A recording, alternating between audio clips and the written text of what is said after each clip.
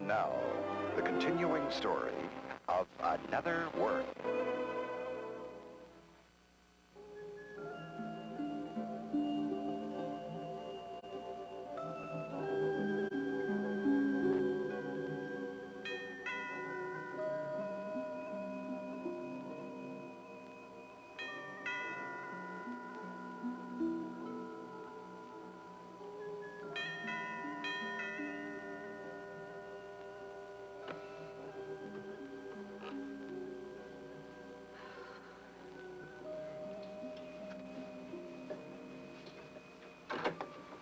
I was getting worried.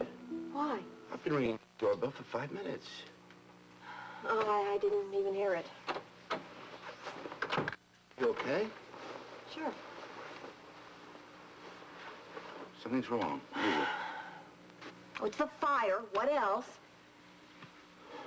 Is that why you didn't hear the bell? I guess it just... it blots everything else out. How often does this happen, is thinking about the fire? Oh, only every time I try to go to sleep or... I don't know, everything. Every little thing reminds me in some kind of way. Everything. Except when I'm with you.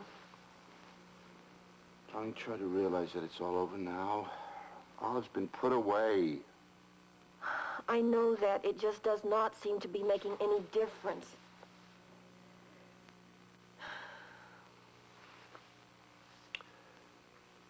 It's not unusual, you know. It's really not. For somebody to have a kind of anxiety hangover after an experience like that. But this goes on and on and on. And I don't care what you say. The truth still is that John is dead because of me. I still say that it's not your fault. John died in the fire. Because Olive was out to get me. That isn't your fault either. And it's my fault that Eileen got acid thrown in her face. No, it isn't. Oh, come on. I agreed to that. I agreed that that woman could stay in this house pretending to be me. Eileen is all right now. Well, she could have been disfigured for life, right? If we hadn't been so fortunate that Joey was able to throw water in her face that fast. So he was able to, she isn't, so stop dwelling on it. You just tell me. You just tell me why. All these people have to get hurt because of me. Honey, if anyone's to blame, it's me. Why do you say that? Olive wouldn't have been out to get you if she hadn't deluded herself that I would marry her if you were out of the way. Yeah, well, she's managed to ruin any chance for happiness we would have, right? Oh, you don't believe that.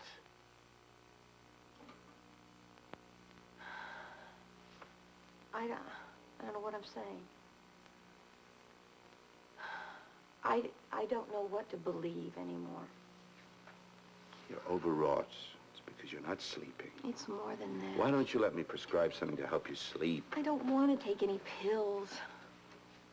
Right. Okay, let's take your mind off it. How? By talking about planning our wedding. That's how. Let's talk about it. Huh? Come on. If you want to. Well, it's certainly a little bit more cheerful. Subjects go, isn't it? Now, the first thing we have to do is to arrange for a minister, right? You'll do that, right? Yeah, I'll do that. Mike and I'll do that. And... Mike? Mike.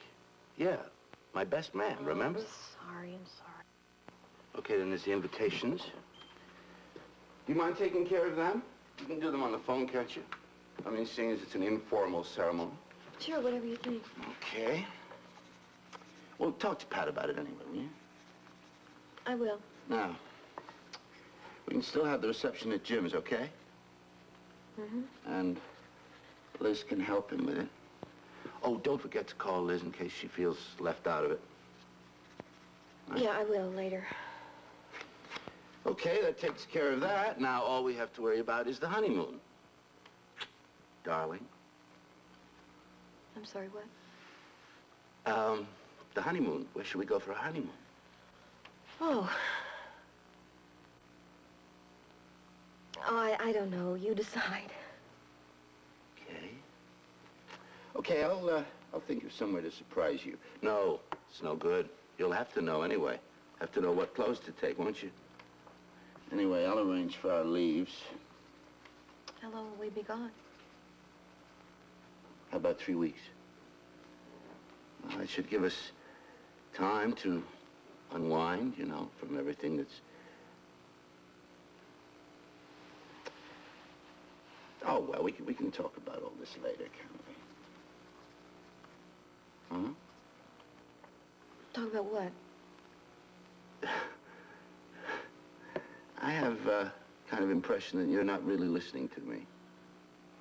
I'm sorry, Dan. It's just seems weird to be planning all this with everything that's happened. Well, you leave the planning to me. I get a charge out of planning our future together.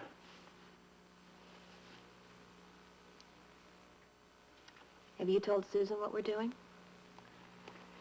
Yeah, that's something else I want to talk to you about. Aunt Liz said that she's leaving for good. Yeah, she's decided to go back to Boston. She mentioned she was thinking about that. When did you talk to Susan? Here, after the funeral. She was here when Olive called. Oh, yeah, that's right. You didn't tell me that she told you she was going away. I had a lot on my mind. Okay. Did she also tell you why she was going away? We didn't really pursue it after the phone call. Well, I think you should ask her about that. Oh, Dan, come on. You know why she's leaving. I don't. Dan, it is hard for her that we're getting married. It stopped being hard for her when she gave me a divorce. I don't know if that's true. Well, that's why you should talk to her about it. I don't want any misunderstandings between you at this stage. I don't know if she'll talk to me about it. Oh, come on. You're her closest friend. Of course you will.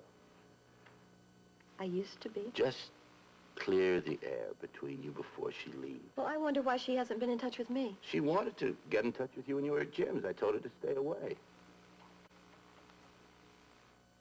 Okay. I'll call her today. Good. Well, I gotta get off. Go to the hospital? Mm-hmm. Yeah, got a million appointments this morning. Better not keep the doctor. Linda says the nurses are asking about you. I've gotten cards from some of them. Yeah, well, they're wondering when you're coming back to work. I don't even know that myself. Well, you may as well wait till after the honeymoon, don't you think? I guess I don't really feel very much like working right now. So, okay, we're going to be married in a week or so. Don't push it. You're right.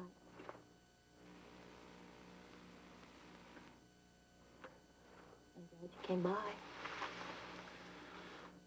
No. I couldn't not see you.